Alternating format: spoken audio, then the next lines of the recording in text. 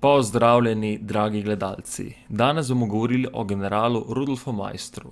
Rudolf Maister je eden najbolj prepoznavnih junakov slovenske zgodovine. Znan je predvsem po zaslugah pri ohranitvi slovenskega ozemlja na Štajerskem in Koroškem po prvi svetovni vojni.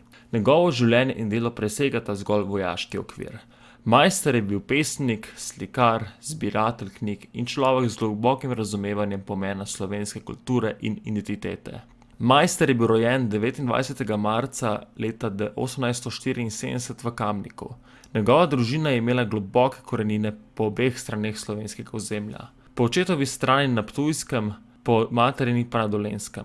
Oče Franc in mati Frančiška, ki je izvirala iz narodno zavedne družine, sta imela 3 sinove, Arturja, Ernesta in Rudolfa. Po očetovi prezgodnji smrti, ko je Rudolf dopolnil komaj 13 let, ga je pod svoje okrilje vzel stric Lovrenec, ki ga je usmeril v vojaško kariero. Šolanje je začel v Mengšu, nadaljeval pa v Kranju, gimnazijo pa je končal v Ljubljani.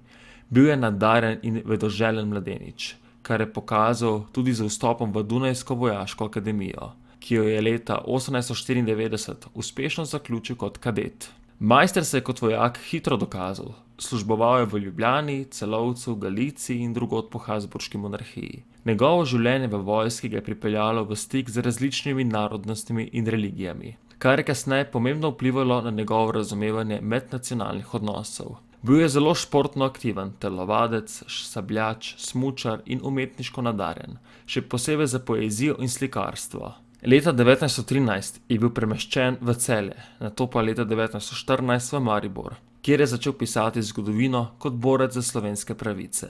Po razpadu Avstro-Ogrske leta 1918 je Maribor z okolico razglasil nemški občinski svet za del nemške Avstrije. Rudolf Maister je temu odločno nasprotoval. 1. novembra leta 1918 je za svojo izjavo razglasil Maribor in Spodnjo Štajersko za del države Slovencev, Hrvatov in Srbov, te prevzel vojaško poveljstvo. Kljub močnim nasprotovanju Nemcev in nezaupanju narodne vlade v Ljubljani je Maister zbral vojsko.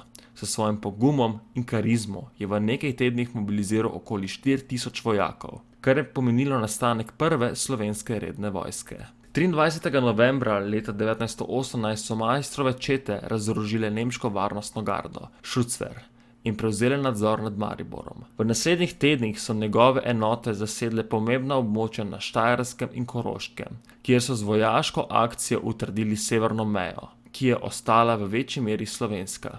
Svoje vojake je vodil z odliko, tudi na plebiscitnem ozemlju Koroške, čeprav rezultat plebiscita leta 1920 ni bil v prid slovenskemu prebivalstvu. Med službovanjem je Maister spoznal svojo življenjsko sopotnico, Marijo Stergar, s katero sta imela 2 sinova, Hrvoja in Boruta. Po upokojitvi leta 1923 se je posvetil družinskemu življenju v Mariboru, kjer je sodeloval tudi pri razmejitvi za Italijo in vodil številne narodno-obrambne organizacije.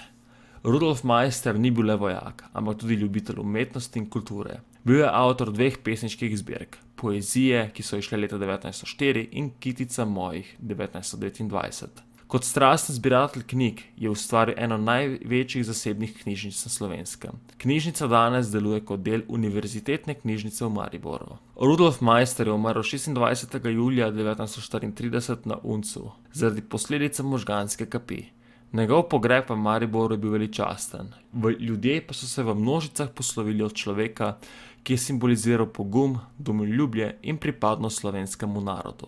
Danes njegovi spomeniki stojijo po vsej Sloveniji, od Kamnika do Maribora, Ljubljane, Ptuja in drugih krajev. Njegovo ime se povezuje z bojem za svobodo, kulturo in narodno prihodnost. General Maister ostaja nesporna osebnost, ki je za svojim delom postavila temelj sodobne slovenske identitete.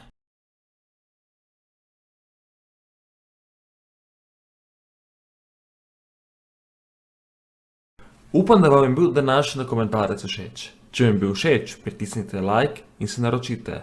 Hvala in lep dan.